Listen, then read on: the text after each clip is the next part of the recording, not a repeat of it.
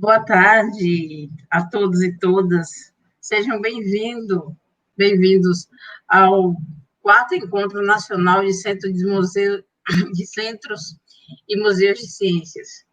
Agora à tarde, vocês vão contar nesse momento, com a palestra do Diego Córdova de Oliveira, ou seja, mais conhecido como Diego Córdova. Diego é mestre em educação, é mestre em divulgação da ciência, tecnologia e saúde pela Fiocruz, pós-graduado pela Universidade Federal Fluminense em Planejamento e Gestão de Educação à Distância, pós-graduado em Tecnologia Educacional e Docência do Ensino Superior pela Universidade Cândido Mendes, bacharelado em Sistemas de Informação pela Faculdade Seneticista da Ilha do Governador, consultor de tecnologia educacional no Instituto de Pesquisa e Administração da Educação, autor do projeto ID Digital, atualmente vinculado à CETRAB, Governo do Estado do Rio de Janeiro. Tem experiência nas áreas de informática básica, tecnologia educacional e lógica computacional. Articulista em Educação e Tecnologias, docente voluntário da Casa do Trabalhador CETRAB, Ensino Popular de Informática, e da FATEC, Ilha do Governador. Diego, mais uma vez, seja muito bem-vindo, que tenhamos uma tarde, assim, maravilhosa. O tema da fala do Diego hoje vai ficar como só um minutinho, porque aqui deu uma travadinha, gente, desculpa, peraí, deixa eu ver. Isso. O Diego, ele vai falar sobre... Diego, você lembra seu tema? Que acho que eu não achei aqui. Sem problema, museus virtuais. Já sei, museus virtuais, análise dos recursos digitais como ferramentas para a promoção da divulgação científica. Então, o Diego ele vai fazer esse passeio entre os museus virtuais, ou seja, os museus digitais, que temos hoje, e como os recursos digitais, esses artefatos, servem para promover a divulgação de ciência também, que é outro tema de muita importância nessa tarde de hoje. Então, eu acredito que nós tenhamos um papo muito, muito bom e potente. Diego, seja bem-vindo. Você tem, em média, de 40 minutos, se eu não me engano, 35, 40 minutos para a sua fala. Então... Perfeito. Queria agradecer a presença de todos que estão aqui nos visualizando.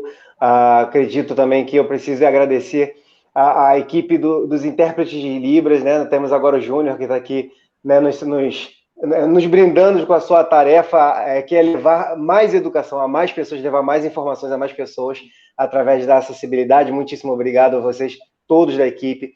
Muitíssimo obrigado a você, Cristiane Porto, que está aqui conosco agora, mediando essa pequena palestra, esse diálogo que vamos ter aqui online, e a todos que me convidaram. Um beijo grande também para o nosso querido Diego Bevilacqua, para o Douglas Falcão, que foram as pessoas que entraram comigo inicialmente, meus professores que foram na Fiocruz, e vieram conversar comigo. A todos, muito, muito obrigado pelo convite, é um prazer estar com todos vocês.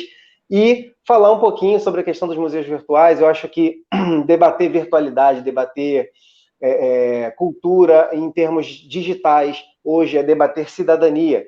Se a gente parar para analisar tudo que está acontecendo, todo esse ato que aconteceu graças à pandemia, vamos perceber que os recursos digitais tecnológicos eles podem sobrepor algumas expectativas que muitas vezes eram negativas a respeito do uso excessivo de tecnologias, Quantas vezes nós falávamos sobre a tecnologia está vindo e superando barreiras, mas também está vindo e afastando pessoas, está diminuindo, está encurtando as relações, as pessoas não se visitam mais, não falam mais, e olha só o que aconteceu. Em 2020, veio uma coisa que ninguém esperava, que era o Covid-19, teve que ter o lockdown, a pandemia. Eu sei que a maioria das pessoas não está respeitando, é bom lembrar, o uso do álcool gel ainda é indispensável, a máscara é indispensável. Se você puder se resguardar, se resguarde. Se você não puder, faça-o da melhor maneira possível. E ainda por cima, lavando bem as suas mãos com água e sabão, seu rosto de preferência também, porque todo cuidado é pouco. No entanto, alguns recursos digitais surgem aí, como arautos para poder permanecer, fazer a sociedade permanecer em movimento. A exemplo da educação, nós temos a educação agora acontecendo online, A educação não acontece exatamente como a educação à distância, já que eu fui apresentado como especialista em educação à distância, eu preciso ressaltar isso. A educação hoje, o ensino presencial foi jogado dentro do plano virtual, no modelo presencial dentro do virtual. Significa, então, que nós temos a dita, né, por algumas pessoas, a educação online ou ensino online. Mas isso eu só estou citando para poder exemplificar como algumas coisas que acontecem no mundo virtual podem ser positivas. A exemplo, né, o meu assunto abordado como tema de mestrado na Fiocruz, que eu tive o prazer de fazer na casa de Oswaldo Cruz, lá na COC, na Fiocruz, na unidade de Manguinhos, aqui no Rio de Janeiro, os museus virtuais. E a minha análise dos museus virtuais, eu estou com minha colinha aqui do lado, então de vez em quando eu vou olhar um pouquinho para cá, mas é só minha cola para não me perder, tá, pessoal?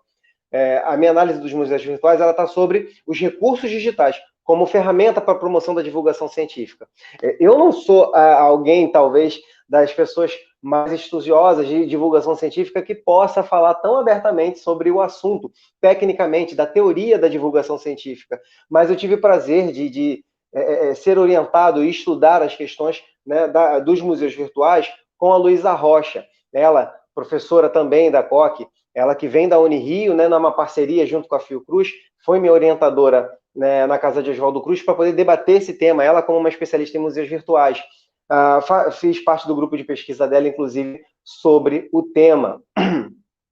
Quando a gente fala de museus virtuais, entendam, eu fiz a análise dos recursos digitais numa linha de pesquisa que era baseada em educação e comunicação e mediação, né, no meu mestrado de divulgação da ciência, tecnologia e saúde. O objetivo geral da minha pesquisa, quando eu fui falar sobre isso, era analisar, teórica e empiricamente, as especificidades dos museus virtuais das categorias de arte e ciências, identificando as potencialidades, dos recursos digitais e do conteúdo informacional para a área da divulgação científica. Compreendam que, mesmo o meu mestrado sendo de divulgação da ciência, tecnologia e saúde, foi necessário observar, no caso da minha pesquisa, os museus virtuais de artes, porque em algum momento eles descobriram, claro, isso aí fica evidente na pesquisa, que vai estar disponível, acho que agora com essa pandemia ficou um pouquinho mais complicado, mas vai estar disponível na biblioteca da Fiocruz em breve, algumas coisas ainda vão ser dispostas, né? Mas os museus virtuais perceberam como falar com o público de uma forma diferenciada, né, no caso dos museus de arte, para que pudéssemos ter aí, de repente, um diálogo mais aproximado, mais recursos, algumas coisas mais interessantes para o público, para que pudesse ter a tão dita, tão comentada durante o meu mestrado, sensação de pertencimento, proximidade, e outras coisas que são muito, muito questionadas, causam interesse em muita gente quando se fala de divulgação científica. Afinal, o tema de divulgação científica, o contexto de divulgação científica no geral, a gente tem as pessoas que fazem ciência, vamos colocar assim, cientistas em geral, pessoas, pesquisadores, que estão lá fazendo seus artigos acadêmicos, seus artigos científicos, produzindo seus livros e materiais de pesquisa, mas que estão dentro de um grupo seleto, estão dentro de uma área que muitas vezes não se comunica com o público em geral, com a população, e a população que nós chamamos usualmente de população leiga, né? Sem pejorativo. A questão aqui não é o uso do termo, e sim uma diferenciação entre o pesquisador cientista e o público em geral, que não está dentro desse métier da ciência, da pesquisa em ciência. Então, quando eu tento fazer a conexão entre os dois, né, eu estou tentando fazer divulgação científica. E olha só, os museus de artes virtuais, ficou evidente que eles conseguiram fazer isso de uma forma melhor para a cultura, para a arte. Eles conseguiram fazer essa ponte estratégica de uma forma melhor no plano virtual do que alguns museus de ciência.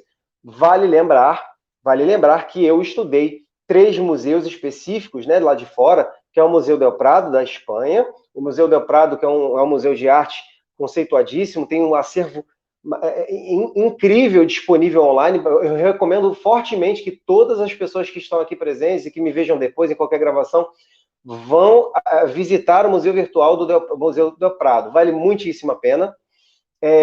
Eu visitei também o Rijksmuseum, espero estar falando corretamente, museu holandês, belíssima exposição virtual, obras incríveis, e assim, dentre dos recursos que eu poderia falar aqui para vocês, né, tomando conta por conta do tempo, afinal é um tema super vasto, a pesquisa também, o texto da minha pesquisa ficou realmente bem espesso,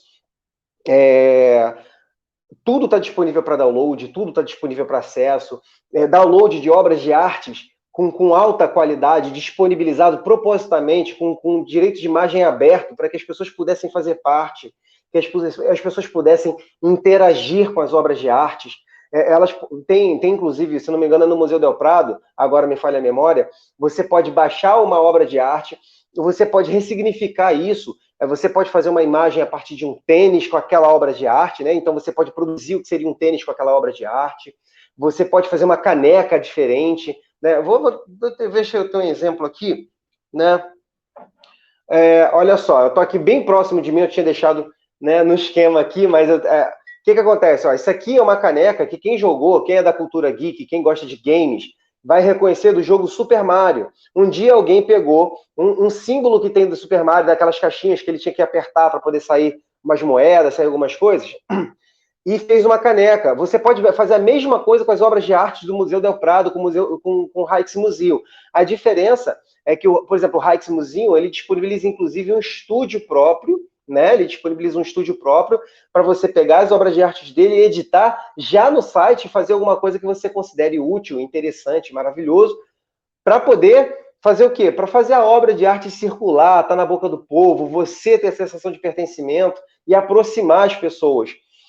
O Del Prado, inclusive, ele tem a questão da loja dele, que anualmente eles escolhem alguns produtos, e se o seu produto for escolhido como uma coisa que é interessante, na opinião deles, eles pegam o seu produto e colocam na loja, e você recebe seu produto feito. Ou seja, se de repente a sua caneca, né, que eu estou exemplificando aqui, ela ficar legal, todo mundo gostar, for muito interessante, eles vão pegar a sua caneca, vão produzir a sua caneca, vão te enviar a sua caneca e vão colocar na loja disponível para que as pessoas comprem, sabendo quem foi o autor, qual foi a ideia e qual é o quadro relacionado, qual é a escultura relacionada ao assunto. E isso tudo foram estratégias que esses museus encontraram para poder fazer a questão da aproximação com o público dentro da divulgação de artes. E aí vale ressaltar o seguinte: sobre a análise dos recursos digitais, eu não posso me esquivar de falar que temos a presença do estúdio online, né, uma ferramenta toda de edição própria dentro do site, a questão dos downloads gratuitos de imagens com alta performance, né, alta qualidade. Gente, a imagem para você pegar um quadro e imprimir em 1 metro de largura, com qualidade de impressão numa gráfica, você vai poder fazer isso com qualidade. E olha só, quantos museus de ciências vocês conhecem que tem acervo que possa ser disponibilizado, ou que essa discussão já tenha sido feita a respeito da questão do direito de imagem? Eu não estou discutindo a importância do direito de imagem, claro, isso é muito válido, e eu deixo para os especialistas em museologia, em arquivologia, e todos esses outros que giram ao redor dessa questão, para que eles debatam. Mas, como recursos digitais, eu poder fazer o download de uma peça artística ou de uma coisa de ciência, alguma coisa, uma obra que seja feita para a ciência, um jogo que seja feita para a ciência, uma informação, uma imagem de satélite que está disponível no museu online, se eu puder fazer o download disso de alta qualidade, reaproveitar de diversas formas, seja na minha aula, por exemplo, até falo para todo mundo, né?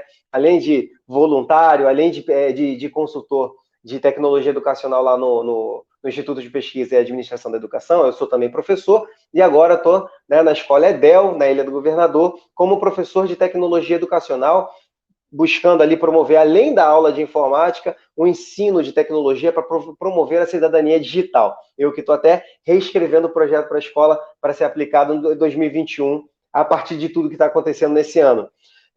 Por que não utilizar isso de uma forma interdisciplinar com os professores de ciências, matemáticas, química, biologia e todos os outros professores e professoras que lá estão disponíveis, né? Isso pode acontecer também dentro do Museu de Ciências. Só que ficou claro, na minha pesquisa, o British Museum, que foi um museu inglês que eu pesquisei e ele era de ciências, né? Que a questão da proteção ao acervo era muito importante, inclusive vários avisos, assim que você entrava no site, vários avisos deixavam claro a importância de proteger o acervo, como o direito de imagem era importante e como você não tinha autorização para fazer downloads e nem sequer tirar prints da tela. Se você fosse usar um print da tela para uma pesquisa, alguma coisa que fosse exposta online, o ideal era que fosse feita a consulta e a menção ao museu referenciando da onde está vindo a imagem, né, com alguns dados técnicos que eles estavam obrigando. Para mim, isso, inclusive, foi um início de complicação, já que a minha pesquisa passa fazendo prints de telas, né? Foram mais de, agora não tenho de cabeça quantos mil prints, né? Mas eu passei de 2 a 5 mil prints de telas aí facilmente, para poder ter todas as telas com obras, com acervos, com tipos de pesquisas diferentes, com tipos de respostas diferentes. E aí fazer isso com o British Museum valia algumas precauções, mas isso já mostra a diferença de tratamento sobre a questão do acervo. Eu não, mais uma vez, eu não estou aqui para questionar os especialistas e a necessidade da questão do direito de imagem, eu entendo isso tudo.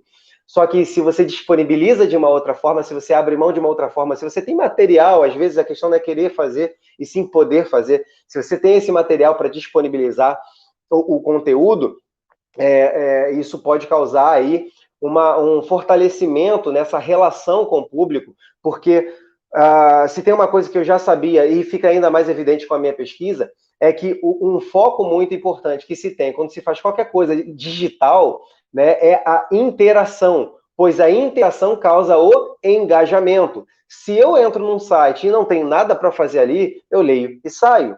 Por que as redes sociais fazem tanto sucesso? Porque, além da questão de eu poder produzir o meu próprio conteúdo e ser ouvido, que é o que a maioria das pessoas querem nesses momentos atuais, eu interajo com as outras pessoas e eu me engajo com aquilo que me interessa, né? Eu tenho as minhas redes sociais, né? Depois fiquem à vontade para me procurar. Meu nome é Diego Cordo, batendo como professor Diego Cordo em diversas redes, sobretudo Instagram.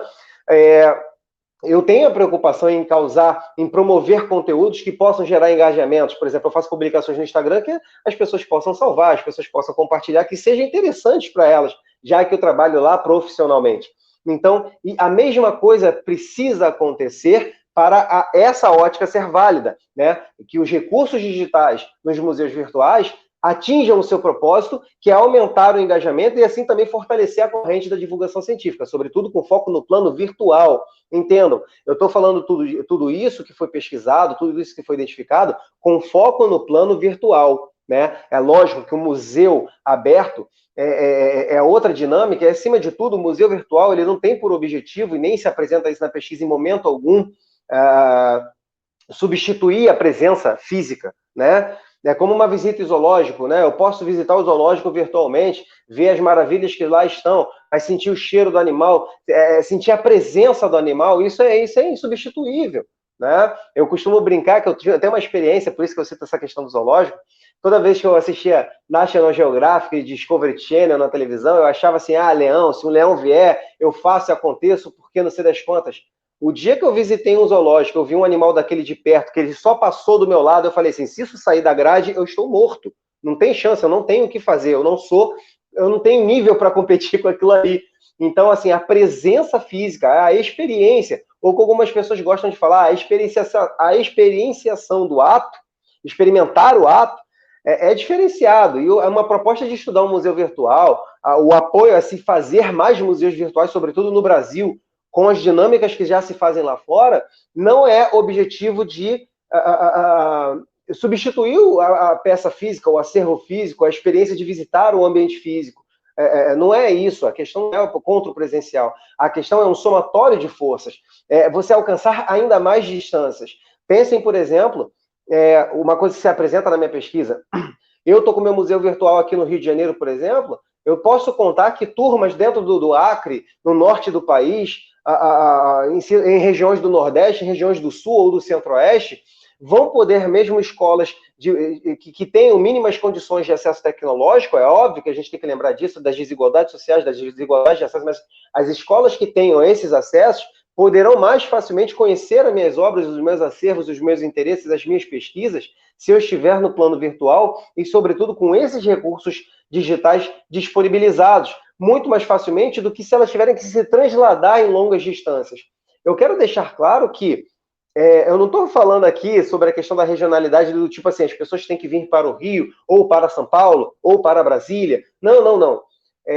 Só que a minha pesquisa pode estar mais facilmente alcançável, ou seja, eu posso ter braços maiores, eu posso aumentar a capilaridade dos fatos, se eu alcanço mais pessoas através do plano virtual, sobretudo o plano virtual bem feito, porque um museu virtual de grande porte, museu virtual acessado, feito aos moldes desses museus que eu pesquisei, não é simplesmente você colocar uma página na internet, uma foto e um texto descritivo. vai além, vai além. Tem muitas descrições diferentes que na minha pesquisa se apresentam enumeradas, como são títulos e títulos, as formas de buscas, que são muito, muito importantes. Isso vai diferenciar como a pessoa pode ser tratada, se o leigo vai acessar ou não. Por exemplo, no Rijksmuseum, se eu quero pesquisar sobre um determinado quadro, né, o Museu Holandês, né, não sei se para o intérprete fica fácil falar o Rijksmuseum, né? Desculpa. Então vamos lá. Se o Museu Holandês eu quiser lá dentro pesquisar sobre um determinado quadro, mas eu não lembro o nome, eu não conheço o autor, mas eu me lembro do formato dele, eu sei que lá dentro do quadro tem uns bancos de uma praça, e ele remonta ali ao século XVI ou século XV.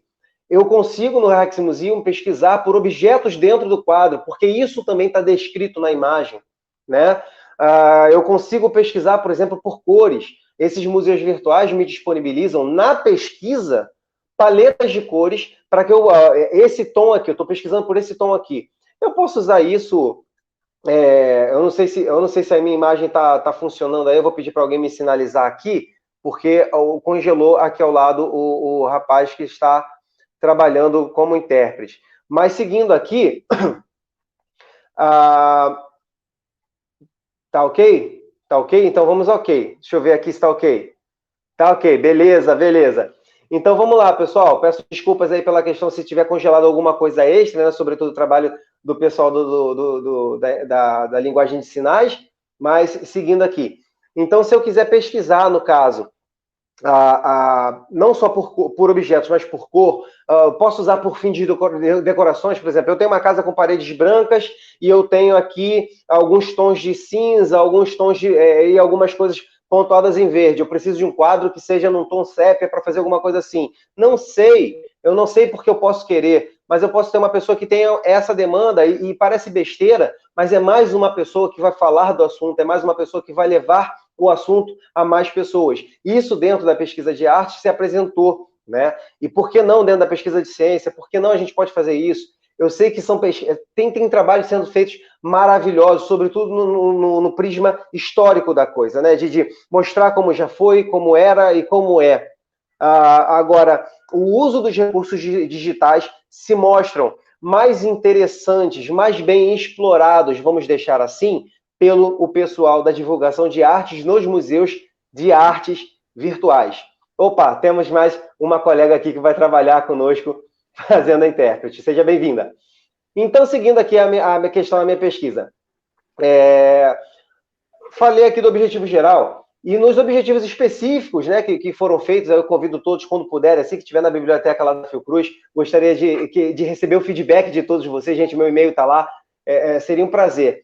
Mas 3 coisas foram feitas. Primeiro, a questão dos objetivos científicos, né, com aqueles termos bacanas que se tem que fazer na hora de escrever, sistematizar conceitualmente os museus virtuais, ou seja, identificar o que é museu virtual e os tipos de museus virtuais, porque eles não são todos iguais, né? Nós temos museus virtuais que pegam acervo físico e colocam como ele seria online, tem um museu de composição somente digital e tem um museu de composição mista, que ele tem um acervo físico que é disponível online, mas o material que é feito somente para o digital, sabe? Isso tudo é identificado na pesquisa sobre a tutela e orientação da nossa querida Luísa Rocha.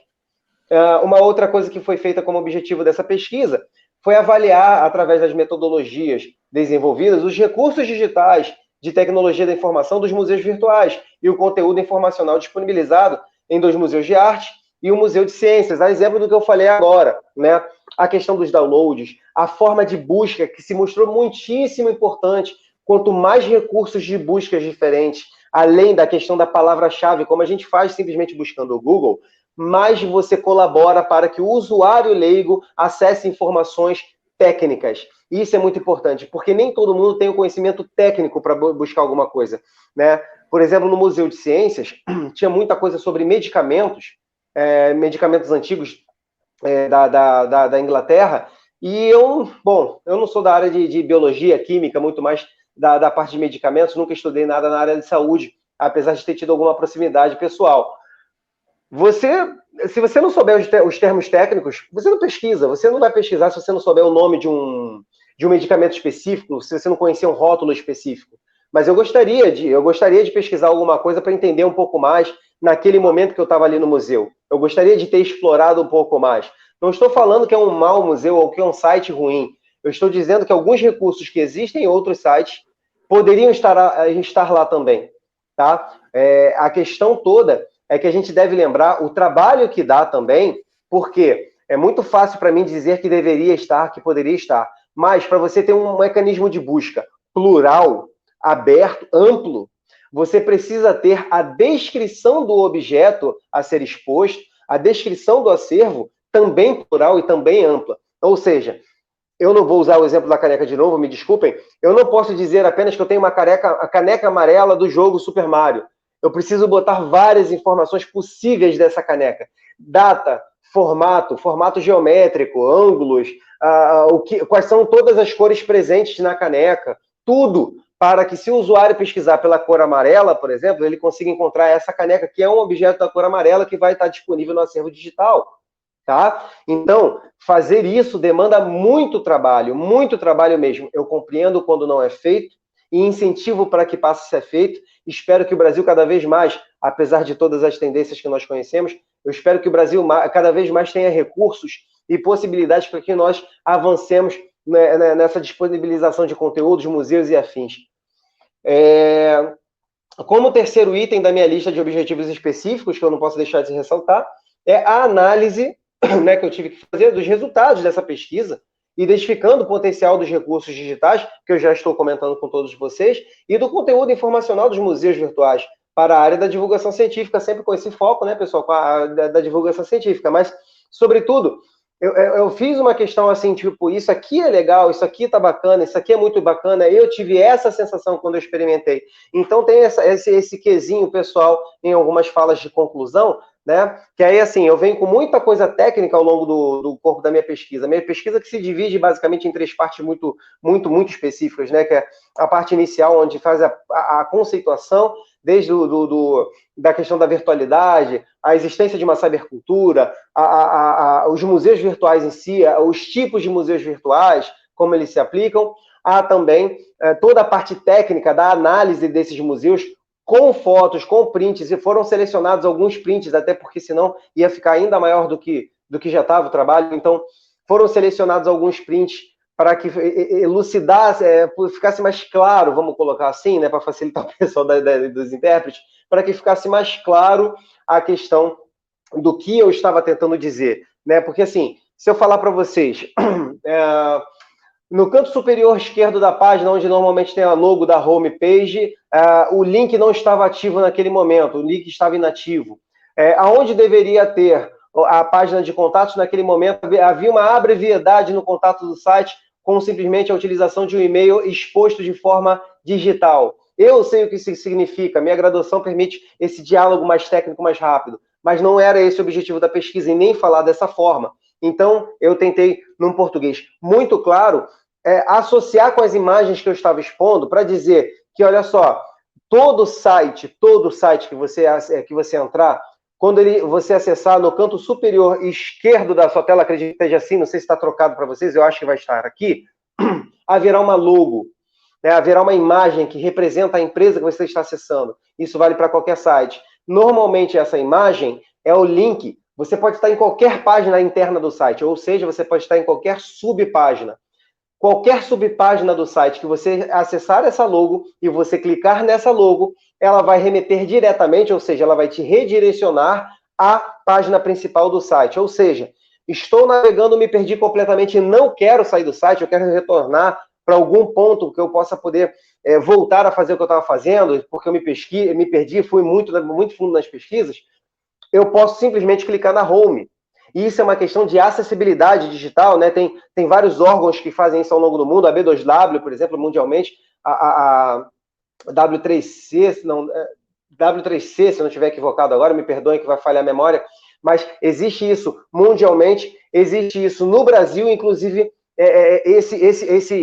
esses documentos que são feitos em torno das tecnologias digitais, o governo brasileiro, inclusive, segue, ele propõe que as redes sociais de qualquer instituto, qualquer órgão que seja vinculado à parte pública, sejam feitas dessas formas, assim, assado, ele estipula como tem que ser. Existe um manual de mídia proposto pelo governo para que a gente possa seguir e tudo seja padronizado. Mas não é que seja tudo certinho, não. É para facilitar o acesso à informação digital. E dentre esses sites que eu estou falando, várias vezes algumas páginas dessas falhavam com coisas basais como essas, com coisas básicas como essa, né? Uma simples imagem que remete a logo, uma referência à página principal, às vezes não estava funcionando. Isso tudo foi analisado, foi posto na parte técnica, foi identificado na parte técnica.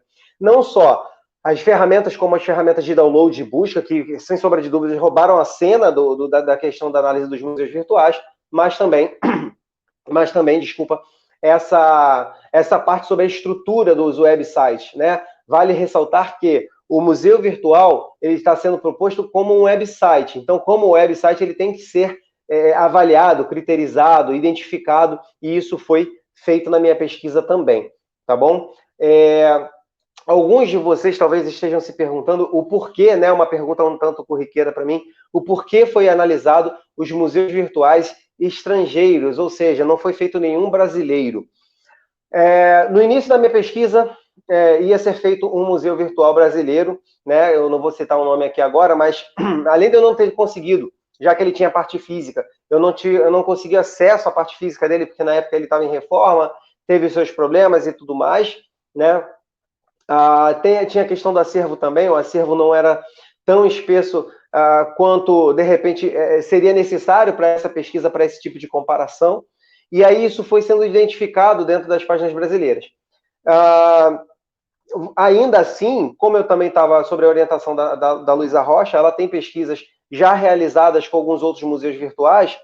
O Del Prado e o Rijksmuseum, o museu holandês, eles já tinham sido abordados em outras pesquisas, e isso começou a se mostrar uma tendência, porque não é que não pudesse ser feito dos museus brasileiros, mas para poder entender uma totalidade de potências, ou seja, o que há hoje de mais moderno, de mais interessante disponível em torno de todo o globo, né? Porque, assim, por exemplo, eu não falo vários idiomas, muito pelo contrário, eu não falo espanhol, muito menos holandês, mas as tecnologias avançaram ao ponto de que se eu simplesmente der 2 cliques e usar a proposta de traduzir que o navegador Google Chrome, né, sem fazer grande publicidade, porque eles não estão me pagando para isso, mas o Google Chrome, como ele tá associado ao Google Tradutor, ele consegue pegar toda a página e traduzir com qualidade. E mesmo que tenha algumas deficiências, às vezes sai melhor do que a versão disponibilizada pelo próprio museu, né? Uma das coisas que eu tenho, aproveitando e falando, que foram identificadas, é que muitas vezes os museus têm assim, o museu holandês, ele tem toda a sua página na língua nativa, e aí tem a sua página em inglês também. Já na página em inglês, alguns conteúdos são menores, ou seja, algumas coisas não foram traduzidas, faltavam informações. E eles também tinham a parte em português, só que a parte de português focava muito na parte de venda, acesso, venda de ingresso, explicação sobre o museu e sobre a equipe. Não necessariamente tinha muita coisa no acervo, e assim por diante. E aí o navegador cumpriu muito bem essa tarefa, ou seja, mesmo eu sem saber determinados idiomas, tive a oportunidade de acessar museus estrangeiros, tive a oportunidade de acessar o que de melhor há em torno do globo, indicado aí pela minha orientação, por todos os pesquisadores que eu tive em contato, inclusive pela própria Fiocruz, e ver aquilo que é de melhor, colocar num papel para que ajudasse os futuros pesquisadores aí que vão promover os seus museus virtuais junto com as instituições a melhorar ainda mais o que nós temos aqui no Brasil. A ideia da minha pesquisa é que isso sirva para poder falar assim, olha, ele falou isso aqui, eu não concordo, ótimo, mas pelo menos que tenha alguma coisa escrita sobre o assunto aqui, né? Poxa, ele falou aqui isso aqui e eu não tinha pensado que isso aqui pode valer para isso e isso. Ótimo também, melhor ainda, sinal que eu agreguei. Mas seja como for, que tenha alguma documentação sobre esse tipo de assunto, que é uma tendência natural, né? Se na educação nós estamos discutindo aí, já me encaminhando para o encerramento da minha fala por conta do tempo, se na educação nós temos a discussão sobre como será a educação pós-pandemia, afinal, por favor, né? Eu acho que aqui, pelo menos aqui, quem está assistindo esse tipo de trabalho, esse tipo de apresentação, não tem expectativa nenhuma de que quando chegar 31 de dezembro para o dia 1º de janeiro, a pandemia acabe, né? Eu acho que as pessoas não chegaram ao ponto de acreditar que o vírus vai pular o Réveillon e vai ficar nas águas do mar com as 7 ondas. Então, se isso não vai acontecer, os debates começam sobre como será após pandemia, não é? E então, se eu já estou debatendo isso na educação, se eu entendo que as rotinas sendo executadas e mantidas geram novas atitudes e hábitos, ou seja, se eu pego uma nova rotina, se eu implanto uma nova rotina e eu pratico essa nova rotina durante meses, eu gero novos hábitos. A discussão, por exemplo, se antes os alunos do segundo grau tinham maturidade ou não para trabalhar na educação à distância, se aquilo era válido, agora já se demonstrou como é que funciona. A discussão agora já não está mais sobre a maturidade do estudante, e sim sobre o acesso tecnológico. Vale ressaltar, né? Ainda mais eu fiz um curso de extensão na UF, também tive a oportunidade de estudar lá, sobre o uso de tecnologias digitais para o combate da marginalização social, né? Quando você utiliza a tecnologia de uma forma equivocada, ou quando você cercia alguém do uso de um determinado equipamento público, de um uso de um recurso público, por essa pessoa não ter o acesso à tecnologia, o acesso ao meio digital, você está marginalizando, porque você tá privilegiando um enquanto o outro não, né? É claro que eu não estou aqui para entrar nesse mérito, o assunto aqui não é exatamente educação, mas vale ressaltar que isso com o Covid ficou muito mais forte, então como um dos temas desse evento são as questões relacionadas ao Covid, vale lembrar, né?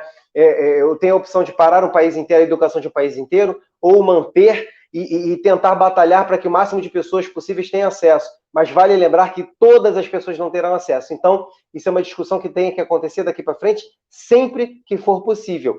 Bom, se isso é o novo normal, se isso está sendo debatido, talvez os museus virtuais possam ser mais debatidos, mais abraçados, inclusive. Algumas pessoas que pareciam ter preconceitos, né? Espero que seja uma tola opinião minha, já se demonstram um pouco mais abertas, percebem que o plano virtual, que os recursos digitais, que as tecnologias têm muito a agregar, porque vale ressaltar, gente, eu sempre falo isso, um computador, um recurso tecnológico, ele é uma coisa crua, ele é uma coisa nua, ele não tem ética. A questão é quem está por trás do computador, quem está por trás da pesquisa, quem está por trás do recurso digital. Ou seja, é como para o que se usa. É como para o que se usa. A exemplo disso, nós temos a história de Santos Dumont, o pai da aviação, que os americanos se recusam a aceitar, né, que não são os primeiros, mas enfim, eu acho que é uma ofensa tentar provar que você é o melhor ou o primeiro em alguma coisa, deixa para lá, mas conta-se em algumas histórias que, ao perceber o mau uso do avião para a guerra, isso gerou um efeito muito ruim psicologicamente para o mesmo. E aí, assim, se as histórias são verdadeiras ou não, por favor, pesquisem nos livros de histórias e na bibliografia do mesmo. Mas o mais importante o avião não foi feito para guerra, e nós temos os jatos e os caças de guerra. Então, não deixemos que a gente, não pensemos que as tecnologias ou os museus virtuais podem ser coisas negativas. A questão é como se usa e para o que se usa. E isso tudo vai ser pensado no momento do planejamento, como qualquer aula de educação à distância. A questão não está exatamente na execução, e sim no planejamento. É no planejamento que você elimina as possibilidades do mau uso. É no planejamento que você potencializa as coisas positivas. E nesse caso aqui, seria potencializar as ações da divulgação da ciência, tecnologia e saúde. Desculpa. Já finalizando aqui, lembrei dos documentos, até apareceu aqui nas minhas citações, peço desculpas, mas eu falei dos órgãos, né, que falam sobre a questão da normatização dos websites e recursos digitais. Nós temos a mundialmente conhecida W3C, né? E aí nós temos alguns documentos que quem quiser pesquisar, pode pesquisar, fica à vontade, é fácil de achar através do Google, que é a E-MAG ou a E-PWG. MMAG ou MPWAG, né, como as pessoas costumam falar. São manuais da Secretaria de Comunicação que já datam, né, são de longa data, e esses manuais permitem que a gente tenha um mundo digital, um mundo virtual um pouco mais padronizado. Essa é a questão, tá? Sobretudo no Brasil, esses dois manuais são brasileiros. Então, tive a questão da minha análise de pesquisa, foram geradas três tabelas para poder fazer a avaliação dos museus, ou seja, eu tive 3 tabelas para analisar os museus, cada tabela com suas especificidades, mas a primeira tabela, né, de Disson e Morin, que avaliava os aspectos formais da avaliação proposta, então os aspectos gerais do site, características de catálogos e coleções e afins. Tive a tabela 2, também baseado na bibliografia de Disson e Morin, que analisava os aspectos mais informais da avaliação, como aprendizagem, eficiência, a apresentação, e na apresentação tinha a questão da consistência da entrega de dados, a tipografia, a imagem e texto, legendas, esse tipo de informação também foi avaliada sobre o critério do website em si. Também a bibliografia de Cury, né, da Cury, sobre também alguns aspectos informais, conteúdos informais, protocolo de análise dela, que fala sobre as formas da institucionalização, organização da coleção, recuperação da informação, abordagem temática, exposições do site, lógica discursiva, né? Itens como esse foram avaliados aí juntando esse mundo de website e museus, né? Então, já falei para vocês dos museus que eu abordei. Eu queria finalizar aqui, então, a minha fala dizendo que acredito que muito em breve, né, assim, tão logo possa tudo voltar ao normal, esse material vai estar disponível na biblioteca da COC, né, no Museu da Vida, lá na Fiocruz, né, a biblioteca do Museu da Vida na Fiocruz. Esse trabalho foi exposto no segundo semestre do ano de 2019, tendo a finalização de todas as exigências no iniciozinho de agora de janeiro de 2020, e aí veio a quarentena, atrapalhou todo o protocolo, todo o procedimento, e por questões de segurança, alguns trabalhos, sabiamente, foram interrompidos. Mas muito em breve vai estar disponível para o acesso de todos vocês. Eu também teria o maior prazer em conversar com quem quisesse e também fazer novos trabalhos, sobretudo com foco em acesso à informação, à tecnologia, à cybercultura, a divulgação científica, tudo isso me interessa. Estou aberto a diálogo com todos vocês. Lembrando, quem quiser me contactar, quem quiser falar comigo posteriormente a qualquer evento, eu tenho o meu site, www.diegocordoba.com, tenho o meu e-mail, contato@diegocordoba.com. Fica à vontade para mandar o e-mail para mim, perguntando qualquer coisa que você quiser. Se eu puder ajudar, ajudarei. Como eu costumo dizer sempre, em qualquer atividade, live, palestra e entrevista que eu participo, gente, às vezes eu demoro, mas eu respondo. E por último também, por favor, me acessem nas redes sociais, @professor Diego Córdoba, especialmente no Instagram, já tenho desenvolvendo um trabalho já de mais consistência. Então é isso, e só como uma frase final, uma frase que eu sempre falo, antes de chamar aqui a nossa mediadora, eu queria convidar a todos a adotar um lema que eu tenho de vida, uma missão que eu tenho, e que consegue juntar aí as questões da divulgação científica, as questões da educação. E então, para mim, é muito, muito importante, eu resumo isso numa frase: vamos juntos levar a educação para todo mundo, tá bom, pessoal? Nesse momento aqui eu encerro essa parte da participação e acredito que agora a mediação vai assumir para poder abrir aqui, monitorar as perguntas e tudo mais. Vamos lá. Obrigada, Diego, pela sua fala muito elucidativa e muito didática. Eu acho que eu costumo dizer, porque eu trabalho com cibercultura, educação e divulgação científica, que essas duas áreas, elas não têm como se separar. Eu acho que caminhando juntos, elas são mais fortes. Eu tive uma queda e eu perdi algumas perguntas. Eu gostaria que quem fez, acho que foi Fernanda, se eu não me engano, que repetisse a pergunta, por gentileza. Pessoal, fica à vontade, então, só temos o tempo para as perguntas agora, né? A fala foi toda planejada, o tempo direitinho, então, quem quiser mandar perguntas agora pelo chat e tudo mais, fiquem à vontade. Lucia da Silva, quais processos de interação se tem na experiência virtual? Essa é uma, Diego. Depois tem a Fernanda. Muito boa apresentação, gostaria de saber que critérios não podem ser negligenciados quando se pensa uma exposição virtual. Aí tem outra dela. Diego, como considera que é possível garantir a interatividade e dialogicidade no caso dos museus virtuais? Parabéns pela pesquisa. Pode repetir essa pergunta para eu anotar aqui? Sim. Só um momento que está tendo um fluxo aqui. Diego, como considera que é possível garantir a interatividade e dialogicidade no caso dos museus virtuais? Essa pergunta também é da Fernanda. Certo. Aí depois, eu acho que é melhor você responder essas e a gente depois ver se é possível continuarmos com as demais. Pode ir.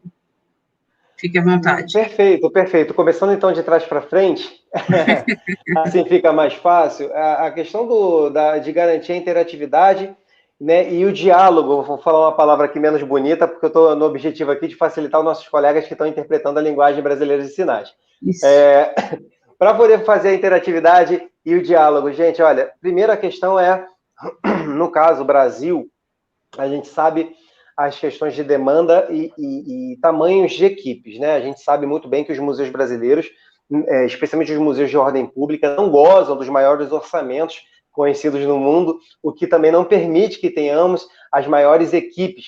E eu falo as maiores equipes não em questão de qualidade, e sim de quantidade. Então, vale ressaltar que quando a gente faz um trabalho virtual como esse, pensando em interatividade, se você quer que haja alguma interatividade, por exemplo, uma interatividade síncrona, ou seja, uma interatividade que as pessoas estão realizando ao mesmo tempo, independente da localização e afins, você vai precisar de pessoas. Você vai precisar de pessoas. Então, a gente precisa primeiro identificar que algumas coisas não acontecem, não é porque as pessoas não querem fazer no Brasil, né? Muitas coisas não acontecem por faltas de condições, né?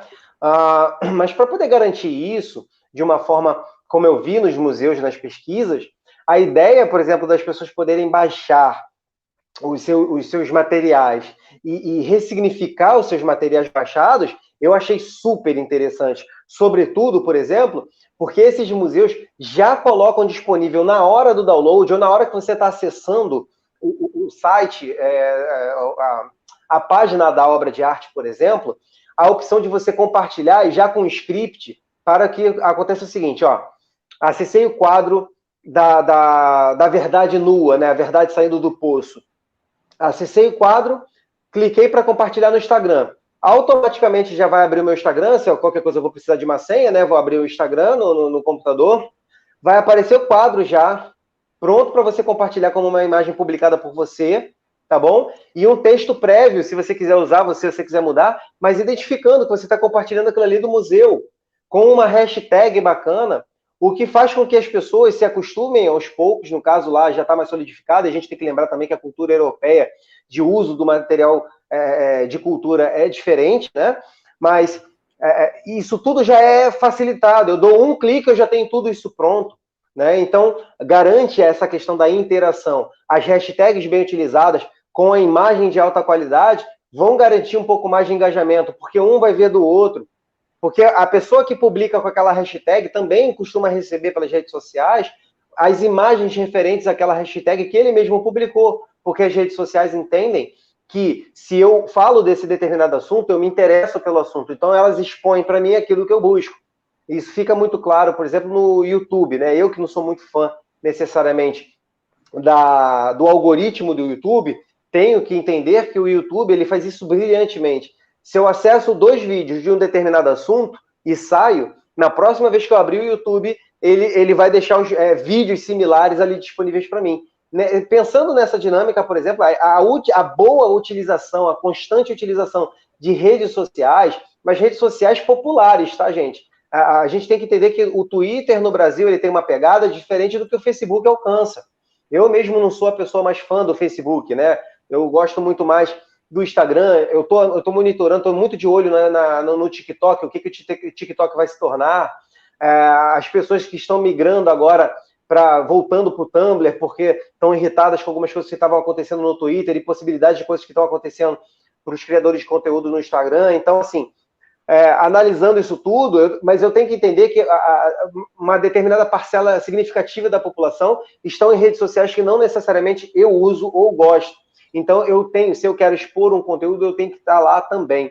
Então, garantir a interatividade, eu acho que, de acordo com essa pesquisa realizada, o que eu mais vi, né? Uma coisa é a minha opinião, mas o que eu mais vi, essa questão do download de qualidade, o acesso e também os canais de comunicação eram muito vastos, né? Não tinha um único telefone para você falar sobre uma determinada coisa, né? Você tinha setores, e todos os setores tinham seus e-mails, tinham seus telefones, respondiam rápido. Eu sei que isso demanda pessoas, demanda investimento, eu sei disso tudo. Eu estou falando só em caráter de responder à pergunta, tá? Eu acredito que eu tenha respondido aqui algumas das possibilidades que eu considero. A outra pergunta é quais critérios não devem ser negligenciados quando se pensam em exposição virtual? Bom, uma das coisas que eu acho que não pode ser negligenciada, sem sombra de dúvidas, a exposição de objetos de forma rica, ou seja, Não adianta, eu vou pegar minha canequinha de exemplo de novo, não adianta eu colocar uma caneca e uma breve descrição dela. Essa caneca é uma caneca do Super Mario Bros. Para tomar café. Pô, super legal, super legal. Isso não ajuda os mecanismos de buscas, não aproxima, não informa, não adianta muita coisa, né? Uma imagem de alta performance, de alta qualidade, é sensacionalmente útil, né? Se você pega com muita descrição sobre esse objeto, você permite que mesmo que não haja verba nesse momento para se fazer um grande mecanismo de busca, mas para que depois se faça isso. Mas se no planejamento inicial isso já for feito, vai facilitar, porque depois não vai precisar migrar uma base de dados inteira, entende? Uma exposição tem que nascer já com uma base de dados pensando em futuro para que mais informações sejam cadastradas. Isso demanda tempo e investimento. Então, uma coisa que não pode ser negligenciada é, sem sombra de dúvidas aí, a quantidade de informações sobre um determinado objeto e a riqueza de disponibilização de meios de acesso a essas informações, a esse objeto. E vale ressaltar também que, se eu não tiver um grande mecanismo de busca interno no meu site, eu, mesmo que não tenha isso, se o meu site estiver indexado no Google, for feito todo o trabalhozinho direitinho em relação ao Google Business e tudo mais, a ferramenta de busca do Google consegue acessar as informações que eu descrevo no site. Ou seja, o Google também consegue utilizar e acessar os textos do site. Compreendem? Isso é muito importante. Isso é muito importante. Então, muita descrição de informação sobre o acervo, um foco total na disponibilização e catalogar isso no banco de dados também. Né? Que eu tenho certeza do que, sobre o aspecto de museologia, no Brasil é maravilhoso, é tudo catalogado, os livros, as fichas técnicas são riquíssimas, mas isso tem que estar também no site disponível através de banco de dados ricos. Né? Às vezes, por questões de verbas, o site é apenas um site, como o meu site, né? O professor Diego Córdoba é fulano de tal. Isso não basta, precisa de um banco de dados robusto e bem alimentado para que tenha uma exposição virtual bem feita, tá bom? E isso são algumas das informações que eu posso passar para vocês. Eu acho que eu estou esquecendo aqui da primeira pergunta. Agora eu não sei se a primeira pergunta me pareceu igual à segunda ou se eu estou equivocado. Respondi tudo? Olá? Não estou te ouvindo. Cristiane, eu não consigo te ouvir. Acho que seu microfone está no mudo. Oi, desculpe. Aí. É mania. Não, sem problema. Eu acho que sim. Eu acredito que tenha sim respondido, porque as perguntas eram similares. Aí tem outra aqui, os processos de interação, se tem na experiência virtual, que eu acho que você também já falou. Fernanda Souza, muito boa apresentação. Gostaria de saber que critérios não podem, já falou também. Falei, foi a resposta agora que eu dei, inclusive. Agora a gente tem mais só um pouquinho de tempo, tá? A gente tem que encerrar às 16h15. Aí, como considera que é possível garantir interatividade também, você já falou. Gostaria de saber a sua avaliação sobre os museus virtuais brasileiros. Você percebe alguma lacuna ou estamos no caminho certo? Com essa a gente encerra. Tá bom. Como eu falei até durante a apresentação, agora para ser breve, tá? Me perdoem, mas a gente tem a dinâmica do tempo e eu sou uma pessoa que gosta de pontualidade. Até porque, assim, eu aprendi, Cristiane Porto, que quando a gente é pontual, quando a gente não extrapola o tempo, tal, não sei o que, a gente é convidado para mais participações. Isso é muito legal. Diego, olha só o pesquisador. Certeza. Olha o pesquisador jogando a sementinha. Vamos ver se a árvore germina. Senão você chega com aquela fase. Eu tenho amigos que falam muito. Eu peço assim, você tem que ir para a mesa e cortar a fala de fulano, porque ele fala demais. Aí, geralmente, essa incumbência daquele povo igual a mim, a gente... é porque a gente tem que manter o horário e deixar aquele gostinho de quero mais, né? Depois alguém vai claro. Eu quero saber mais, eu acho que isso que é legal. Mas como eu falei, para quem quiser saber mais, tem todos os meus contatos. Lembrando, contato@diegocordoba.com ou nas redes sociais, @professor Diego Córdoba. Você me acha e conversa comigo.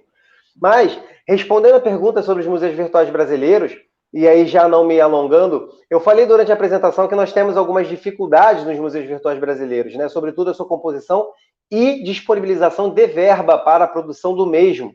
O que significa que muitos museus virtuais brasileiros são feitos como websites. E entendam, eu sei que todos são websites, mas existem vários tipos de websites. Por exemplo, eu não posso falar que um site de vendas, como o Ponto Frio, americanas.com, casasbahias.com, eles não são websites somente, eles são o que a gente chama de e-commerce, eles são sites de vendas virtuais. A mesma coisa vai acontecer com o museu virtual. Eu preciso de um banco de dados, para poder ter um sistema de busca. Isso é muito importante. Uma coisa é aquele sistema de busca simples, que busca palavras no site, nas páginas. Outra coisa é um sistema de busca que possa consultar um banco de dados e, assim, ter acesso a uma ficha catalográfica. Compreende? Eu não sei se estou conseguindo me explicar. E isso, infelizmente, não foi facilmente identificado. Vídeos expositivos também, legendas, material de acessibilidade, por exemplo, a galera que tem dificuldade, não escuta, não adianta eu botar um vídeo lá com uma pessoa falando para uma pessoa que é surda, se eu não tenho minimamente a legenda em português, lembrando que nem todos eles são alfabetizados em português, já que alguns deles, ou talvez a maioria, eu não sei como está hoje em dia, me permitam a ignorância, mas eu sei que muitos deles são alfabetizados na linguagem brasileira de sinais, não necessariamente português. Mas pelo menos a legenda já facilita, né?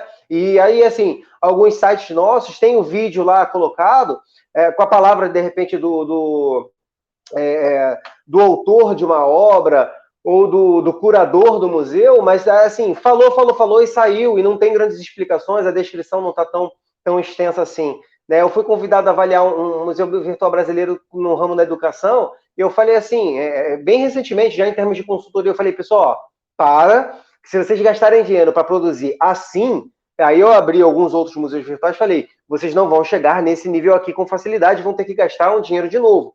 Para agora, que ainda dá tempo, meu conselho como consultor, para poder refazer a estrutura inicial da base de dados. A base de dados deveria ser o foco. Se você pegar o museólogo, e pedir para ele pensar um site, ele vai ter o que ele quer, mas vocês vão precisar da base de dados. Então, o ideal é que tenha alguém de sistemas, alguém capaz, competente na área de programação, de banco de dados, para discutir essas informações. Existe um profissional especializado dentro da área de tecnologia, que é o DBA, Database Administrator, que é o administrador de banco de dados, é o especialista em banco de dados. Ele vai poder falar ainda melhor do que eu, por mais que eu tenha conselhos úteis a dar, para que isso seja feito desde o início, e assim, a ficha da obra, da peça, do objeto, possa estar disponível também no site, aumentando as possibilidades de consultas, aumentando a possibilidade de interação, aumentando a facilidade de acesso, aumentando a possibilidade futura de engajamento, e assim por diante. Tá? Essa talvez seja o ponto mais importante que os museus brasileiros virtuais precisem pegar como gatilho. Lembrando, claro, eu não vi todos os museus virtuais brasileiros, né, gente? Se alguém aqui representa um museu que faz isso, por favor, me perdoe, né? Eu não tive acesso a todos. Deixa eu ver aqui. Temos agora de novo a nossa... Eu estou preocupado que agora falta 1 minuto para o encerramento. Gostaria de saber a sua avaliação sobre o que você já falou, você percebe alguma lacuna, também se falou. Então, acho que a gente deu conta... Foi o que eu falei agora, foi o que eu respondi agora. Foi. Acho que a gente deu conta direitinho, né, do recado. E eu fico, assim, muito feliz, né, de ter mediado, de ter conhecido, que ótimo, né, que a gente possa nos encontrar, e já chamei você lá no Instagram para a gente tentar fazer algumas coisas juntos, tá? Muito obrigada. Agradeço também a organização do evento, em especial ao Rodrigo Reis, né, que foi quem me convidou. Então, a gente agradece a todos que estiveram presentes, a gente não consegue ver todos, é uma pena que o StreamYard ele tem essa limitação, né, porque, aliás, ele não é limitação, depende. Então, fiquem em paz, vão aproveitando aí o evento, porque a gente vai ter que ir com saudade de vocês, né, queríamos ficar mais, mas precisamos ir por conta de que o evento tem que continuar. Muito obrigada à administração também, né, do pessoal aí do visual que nos apoiou. Obrigada, Maria. Um grande beijo a todos. Um grande beijo, pessoal. Um forte abraço. E lembrando, vamos juntos levar a educação para todo mundo. Forte abraço e muita paz para todos nós. Tchau, tchau. Tchau.